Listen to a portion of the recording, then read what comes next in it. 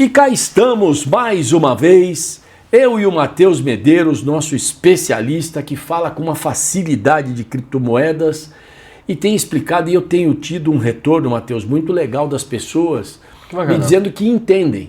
O Arthur, que é o nosso primeiro filtro que faz conosco o programa aqui na parte técnica, o Arthur Bechir, ele até, quando você foi falando, ele foi entremeando notícias e falando do Drex e tal, e o que é muito importante, né? Porque a gente tem que falar de economia, falar de finanças, principalmente para técnicos, é sempre muito complicado. Eu gostava muito do Joelmir Betting, com quem eu tive a oportunidade de trabalhar na Bandeirantes, porque ele falava de maneira muito simples o que era economia tão complicada, né? Sim. É um exercício que eu já faço há algum tempo, de sempre tentar explicar para as pessoas o quão importante que é e que não precisa ser tão difícil, tão técnico, tão... acho que é isso, não precisa ser tão difícil, né? E tentar cada vez mais trazer mais perto da nossa realidade. Eu fico muito feliz que isso tenha dado certo aqui com vocês. Muito obrigado, nossos queridos ouvintes, muito obrigado, Olivério, por, enfim, sempre mais uma oportunidade de estar aqui. E eu te agradeço porque a gente tenta levar, um veículo de comunicação é isso, né? Tem que falar em massa e tem que falar uma linguagem absolutamente clara, cristalina, direta, simples, para envolver a pessoa que está do outro lado na conversa. Se a pessoa não entende, ela acaba descartando aquele noticiário.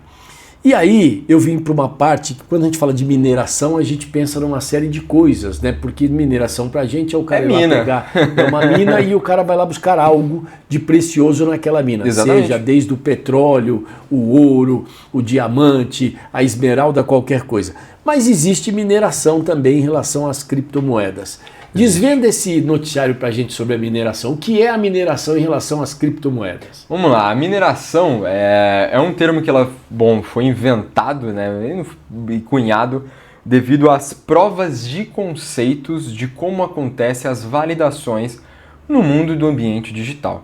Como eu já falei para você algumas vezes, Olivério, você sabe muito bem já está cabeça branca de saber disso, que a blockchain nada mais é do que uma grande infraestrutura, um grande livro caixa, que existe diversos validadores, que eles pegam as diversas transações que acontecem neste mundo, né, dentro daquele protocolo, e vão olhar uma por uma, validando aquele contrato e colocando os resultados dentro deste livro caixa, certo? Certo.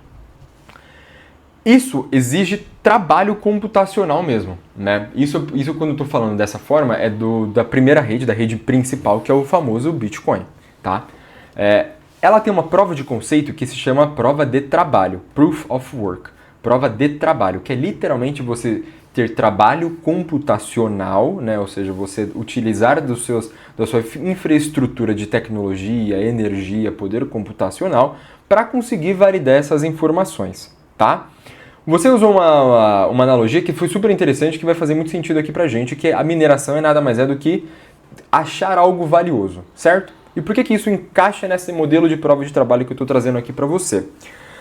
Como que funciona para você validar estes protocolos na rede do Bitcoin? Bom, junta-se várias transações dentro de um bloco, né? E este bloco ele tem que ser validado por fim. Então vamos lá, você pega esse poder computacional e começa a fazer os algoritmos e para tentar validar isso daí. Por que eu estou falando de tentar validar isso daí? Para você conseguir validar e colher a recompensa deste bloco, você tem que achar uma palavrinha mágica, que a gente chama de nonce. E ela não é bem uma palavra, ela é algo com tantos de caracteres, com 12 caracteres, e ela tem que seguir algumas regrinhas para você ter isso daí, tá? Por que é minerar? Porque é literalmente, por isso que tem aqueles galpões gigantescos, todo mundo já deve ter visto essa foto, aqueles galpões com um monte de placa, nossa, ar-condicionado e computador lá torando para conseguir colher esta recompensa. Porque é isso, é um monte de computador tentando achar uma palavrinha mágica, opa, achei a palavrinha mágica, eu sou o proprietário deste bloco, me dá a recompensa, eu sou o validador desse bloco, pum, próximo bloco entra com esse monte de transação.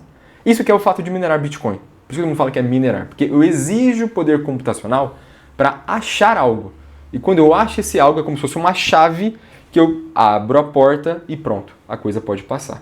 Fazendo uma analogia bem como é um campo digital, como é um campo digital, é bem digital mesmo essa mineração. Não, é bem digital mesmo, né? Eu tô falando de algoritmos e Porque quando a gente traz isso para a mineração que a gente conhece, você tem ali um pedaço de terra e que você vai cavocar para descobrir algo. Isso, ou seja, mas você concorda comigo que quando você vai cavucar a terra lá, você pode achar ou não achar, certo? sim. Acontece a mesma coisa. Então o computador que você está utilizando agora, ele pode achar essa palavrinha mágica. Ou pode não achar. Ou pode não achar. Entendeu? Então assim, por isso que é quase como um aspecto de sorte mesmo, eu não estou nem brincando.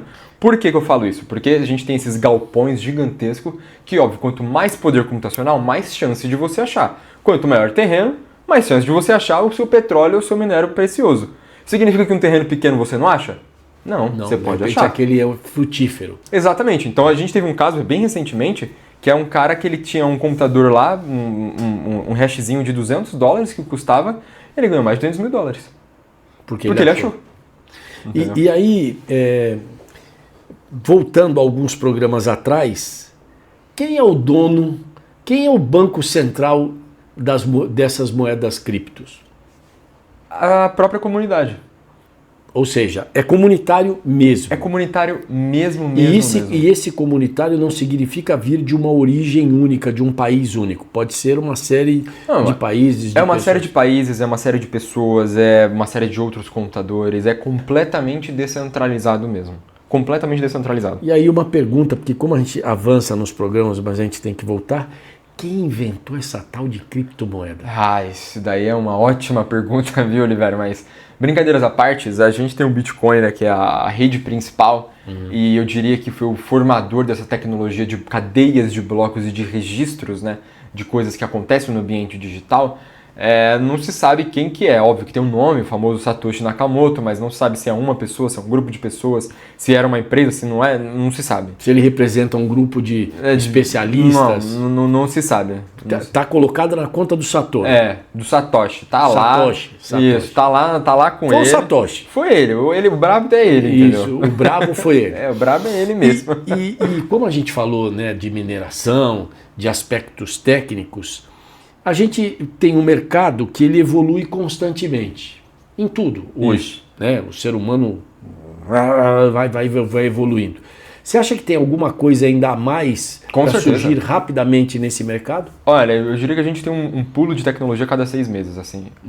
Hoje a cada 6 meses quase que capota o mercado assim, de coisa nova. É muito incrível. Por quê? Vamos lá. O Bitcoin ele tinha um problema muito grande. Tem ainda, apesar de ter resolvido uma parte dele. Que é uma relação de escalabilidade. No começo, lá atrás, era caro pra caramba você fazer uma transação na rede do Bitcoin, né?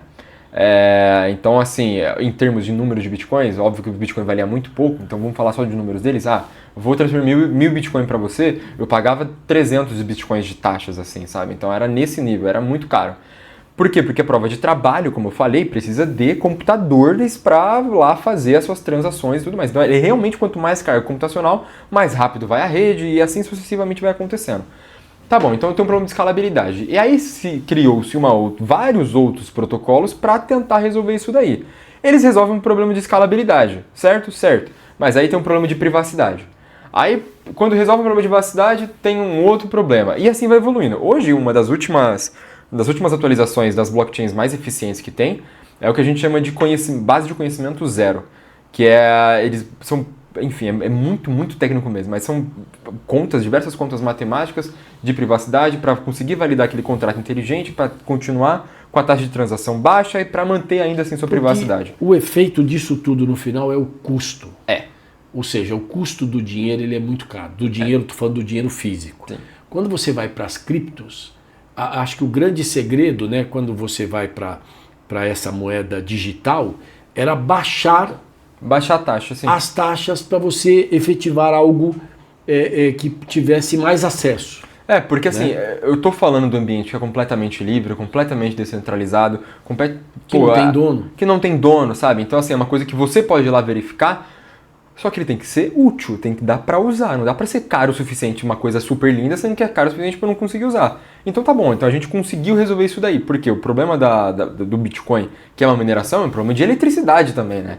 Assim, a gente tá falando de acabar com o mundo, assim, mas aí eu tô exagerando muito, mas só a termos de comparação. Tá bom, então a gente resolveu esse problema. Aí você encontra outro. Então a gente tá evoluindo muito, e vai abrindo muito portas. rápido. A gente vai a gente vai tendo dificuldades, vai evoluindo e barateando essas dificuldades. É aquele negócio, se você fosse fazer uma única vacina, uma única, para cuidar daquele caso específico, ela custaria uma fortuna. Né?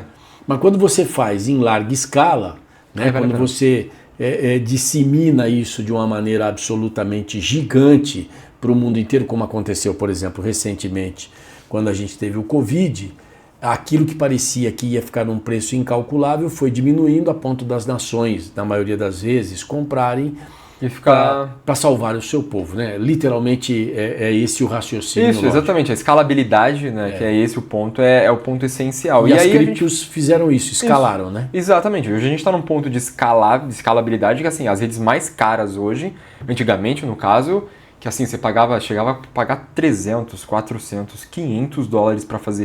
Eu tô falando pagar R$2.000 para fazer um Pix, é meio que isso. Hoje em dia é R$5. Ah, Matheus, mas o Pix é grátis. Lógico, porque está dentro do seu ambiente. Faz um Pix lá para Dubai, faz um Pix para a China, que seria um câmbio, você vai descobrir que não é tão barato assim. E, inclusive... É mais barato do que se você usar o sistema bancário. Então, mas esse que é o ponto que eu ia trazer. Sabia que hoje em dia a gente tem pequenas e médias empresas fazem ainda importação e exportação, seja de produtos ou seja de serviços. Cada dia que passa, os bancos estão parando de fazer câmbio de empresas que faturam até $200 mil ano. Parando. Porque o custo é muito caro. Só que aí você quebra a empresa. Ela deixa de existir, porque ela precisa daquilo. O mercado dela, é o que a gente tem que entender, que existe o mercado de bilhão, existe o mercado de milhões, existe o mercado de 1000. Exato. Né? Você não concorda comigo que as pessoas que ganham, não importa se você está ganhando $100, $50 todo mundo precisa viver. Todo mundo precisa viver. Como que você vai deixar na mão da infraestrutura bancária? bancária? $200 mil, que se movimenta com $200 mil, que não é nenhum dinheiro barato também, se a gente for ver. Sim. Nós estamos falando em milhão e pouco. Aí, né? Para você ver, já então, falando de milhão. Milhão e 100 hoje, sim, no que está no dólar, milhão, cento e pouco. É um mercado importante. Existem pessoas ali atrás daquele negócio que estão ganhando o seu soldo, o seu salário através daquilo, né? É onde eu acho que a cripto se encaixou muito bem. Ela é uma moeda democrática. Você foi cirúrgico, é isso. Ela ajuda. É só democrática. Ela só é democrática. É isso. Então, com essa democracia toda, vamos finalizando mais um programa, né? Vou ter a autoridade agora de dizer ponto final do programa. Muito obrigado. Muito obrigado, Olivério. Muito obrigado, nossos queridos ouvintes. Até a próxima.